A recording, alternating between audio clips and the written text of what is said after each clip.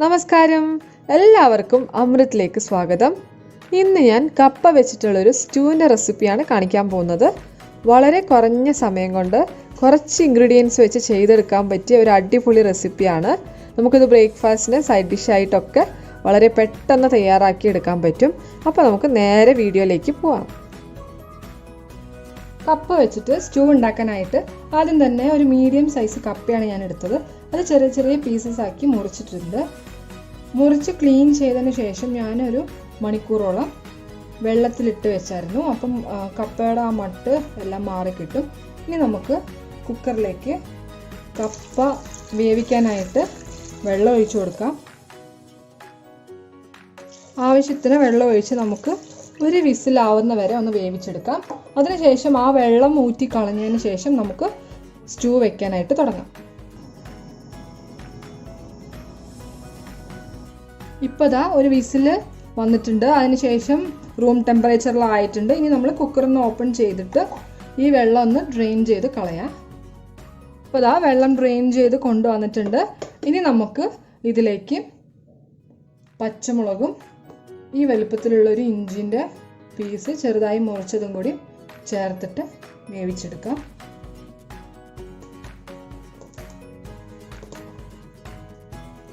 പച്ചമുളക് നമ്മളെ ഇഷ്ടത്തിനനുസരിച്ച് ചേർത്ത് കൊടുക്കുക. നമ്മൾ പൊടികൾ ഇതിൽ ചേർക്കുന്നില്ല. അപ്പോൾ നമ്മുടെ എരിവിനനുസരിച്ചുള്ള പച്ചമുളക് ചേർത്ത് കൊടുക്കണം. ഇനി നമുക്ക് കുറച്ച് വെള്ളം കൂടി ഒഴിച്ച് നന്നായി ഒന്ന് വേവിച്ചെടുക്കാം. ഈ സമയം കപ്പ വേവാനുള്ള വെള്ളം മാത്രം ഒഴിച്ചു കൊടുത്താൽ മതി. കൂടുതൽ വെള്ളം ഒഴിക്കേണ്ട. നമ്മൾ തേങ്ങാപ്പാൽ ചേർക്കും.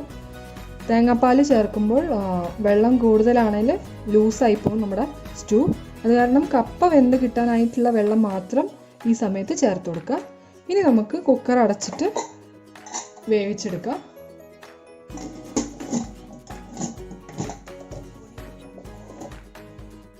ഇപ്പോൾ ദാ നമ്മുടെ കപ്പ വെന്ത് വന്നിട്ടുണ്ട്.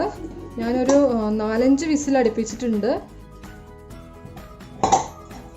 ഇത് അത്ര നല്ല കപ്പയല്ല ഇത്തവണ കിട്ടിയത്. നന്നായി വെന്ത് ഉടയുന്ന ടൈപ്പ് കപ്പയാണെങ്കിൽ നല്ല ടേസ്റ്റ് ഉണ്ടാവും നമ്മുടെ കറി. ഇതിലേക്ക് നമ്മൾ ഇത്തിരി മഞ്ഞൾപ്പൊടി ഇട്ട് കൊടുക്കുക. ഒരു ലേശം ജസ്റ്റ് ഒരു മഞ്ഞ കളർ കിട്ടാനായിട്ടാണ്. എന്നിട്ട് ഒന്ന് ഇളക്കി കൊടുക്കുക. ഈ മഞ്ഞൾപ്പൊടിയുടെ പച്ചമണം മാറാനായിട്ട് ഒന്ന് തിളപ്പിച്ചെടുക്കുക. കുറച്ച് വെള്ളം ഉണ്ട് ഇതിൽ. അപ്പോൾ അതൊന്ന് തിളപ്പിച്ചെടുക്കുക. നമുക്കിതിലേക്ക് കുറച്ച് കറിവേപ്പില കൂടി ഇട്ട് കൊടുക്കുക.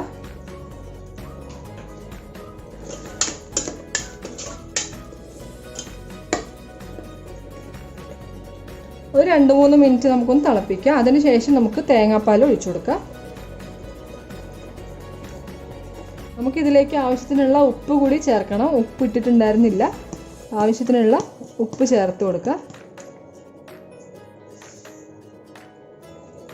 നമ്മുടെ ഈ സ്റ്റൂ വളരെ പെട്ടെന്ന് തന്നെ ഉണ്ടാക്കിയെടുക്കുകയും ചെയ്യാം. അതുപോലെ തന്നെ നല്ല ടേസ്റ്റുമാണ്. പിന്നെ ഈ ഇഞ്ചിയുടെയും ഒക്കെ നല്ലൊരു ഫ്ലേവർ ഉണ്ടാവും നമ്മുടെ സ്റ്റൂവിന്. ഇഞ്ചി നമ്മൾ കുറച്ചധികം ചേർത്താൽ നല്ല രുചി ഉണ്ടാവും. അതിന് കൂടെ തന്നെ കപ്പയും അതുപോലെ ഉരുളക്കിഴങ്ങൊക്കെ തരുന്ന ഗ്യാസ് പ്രോബ്ലം ഒക്കെ ഒഴിവാക്കി തരും ഇഞ്ചി. ഇപ്പോൾ ദാ നമ്മൾ അത്യാവശ്യം പച്ചമണമൊക്കെ മാറിയിട്ടുണ്ട്. ഇനി നമുക്ക് തേങ്ങാപ്പാൽ ഒഴിച്ചു കൊടുക്കാം.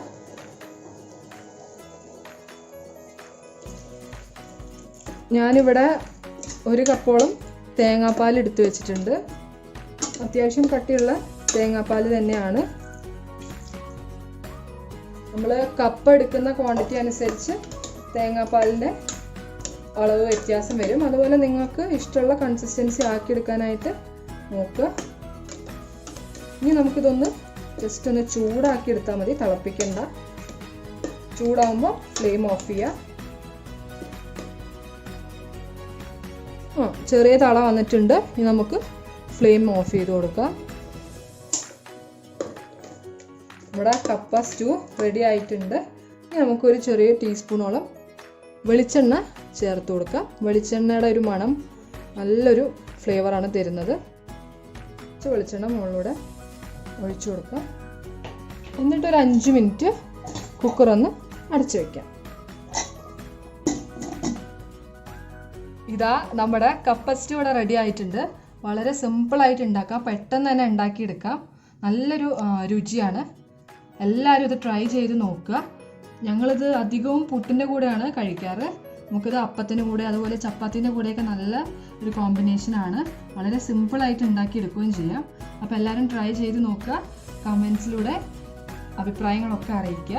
എല്ലാവർക്കും ഈ റെസിപ്പി ഇഷ്ടപ്പെട്ടു എന്ന് കരുതുന്നു. എൻ്റെ വീഡിയോ ആദ്യമായിട്ട് കാണുന്നവരാണെങ്കിൽ ഒന്ന് സബ്സ്ക്രൈബ് ചെയ്യുക.